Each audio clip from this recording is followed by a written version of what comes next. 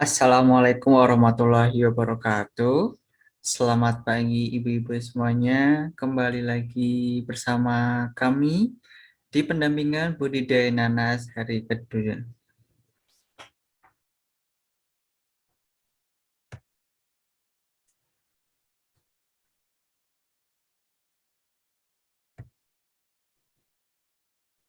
Pada topik hari kedua ini, kita akan mempelajari 3 topik, yaitu pengolahan tanah, kemudian ada penanaman, dan ada pemeliharaan.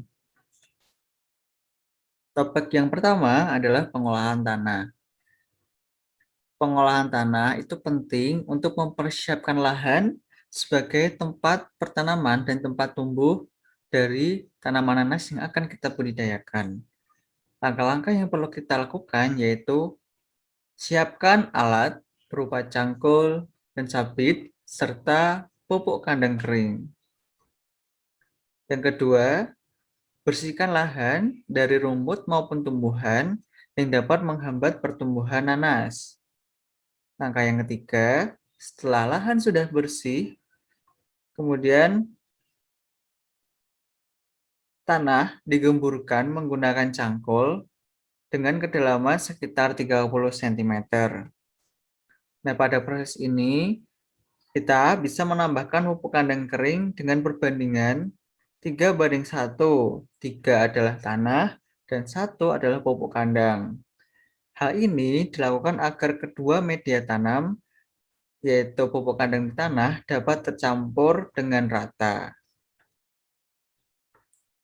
Selanjutnya, setelah kita mengemburkan tanah, itu dibuat bedengan dengan lebar 80 sampai 120 cm dengan ketinggian mencapai 40 cm.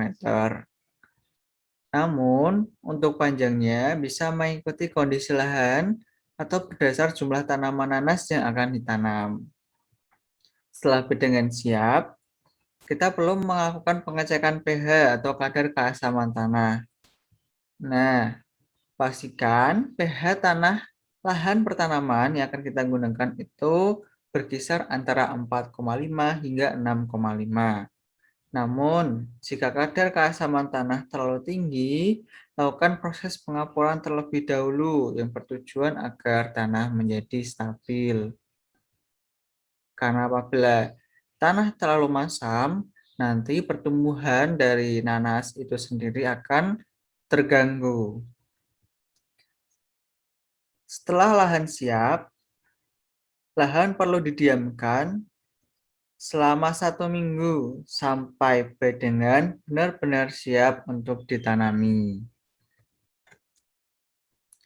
Kemudian ada penanaman. Ketika lahan sudah siap untuk ditanam, kita perlu membuat lubang penanaman di area bedengan dengan ukuran 30 x 30 x 30 cm serta jarak antar tanaman mencapai 40 x 60 cm. Ini merupakan ukuran ideal, namun tetap disesuaikan dengan kondisi di lahan ibu-ibu semuanya. Setelah dibuat lubang, perlu juga dibuat drainase di sekitar area bedengan agar pengaliran air lancar dan bedengan tidak tergenang air saat masuk musim penghujan. Setelah selesai dibuat drainase, bibit nanas ditanam dengan kedalaman mencapai 3-5 cm pada bagian pangkal bibit. Setiap lubang itu ditanam 1 bibit nanas. Tujuannya agar setiap nanas mendapat asupan nutrisi dan ruang pertumbuhan yang cukup. Setelah itu, tanah kembali dipadatkan di sekitar area penanaman agar tanaman dapat tumbuh dengan kokoh. Kemudian langkah terakhir adalah penyiraman. Penyiraman dilakukan begitu bibit nanas selesai ditanam sampai tanah lembab dan basah. Tujuannya agar bibit nanas dapat melakukan penyerapan unsur hara dengan baik. Setelah penanaman, kita ada pemeliharaan yang terdiri dari beberapa kegiatan. Kegiatan yang pertama adalah pemupukan. Pemupukan itu sendiri dapat dilakukan dalam 2 tahap, yakni yang pertama, saat tanaman nanas berumur 2-3 bulan sejak awal penanaman, dan tahap kedua, yaitu pada tanaman yang berumur 3-4 bulan, sehingga tanaman nanas berbunga dan berbuah.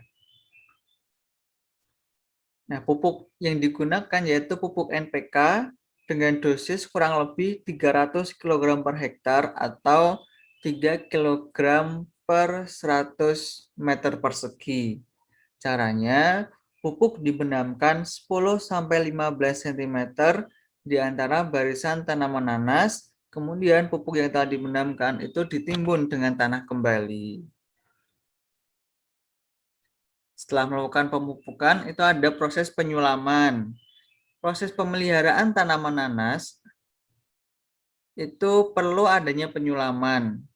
Kegiatan ini dilakukan untuk mengganti calon tanaman nanas yang mati, namun kegiatan ini atau penyulaman ini hanya bisa dilakukan pada bibit nanas berumur 1 minggu ke bawah. Jika penyulaman dilakukan pada bibit nanas yang berumur lebih dari 1 minggu, akan beresiko mengalami pertumbuhan yang tidak seragam. Kemudian ada penyiraman. Pada umumnya, tanaman nanas termasuk tumbuhan yang dapat bertahan dalam kondisi yang panas maupun lokasi yang jarang mendapat asupan air. Hasil buah nanas yang berkualitas unggulan tentunya memerlukan proses penyiraman agar penyerapan unsur hara dapat dilakukan secara optimal dan maksimal. Kemudian, penyiraman ini dapat dilakukan pada pagi dan sore hari. Tujuannya agar nanas lebih terangsang untuk berbunga dan berbuah.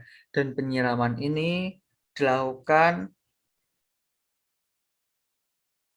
selama seminggu sekali saja.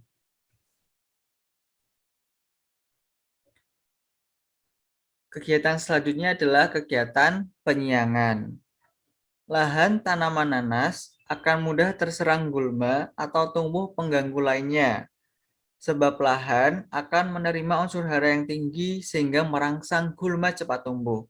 Oleh karena itu, perlu sering melakukan penyiangan agar lahan dan tanaman nanas terhindar dari gulma seperti rumput. Demikian yang dapat saya sampaikan pada pendampingan budidaya nanas hari kedua ini. Mohon maaf apabila terdapat kesalahan. Terima kasih. Wassalamualaikum warahmatullahi wabarakatuh.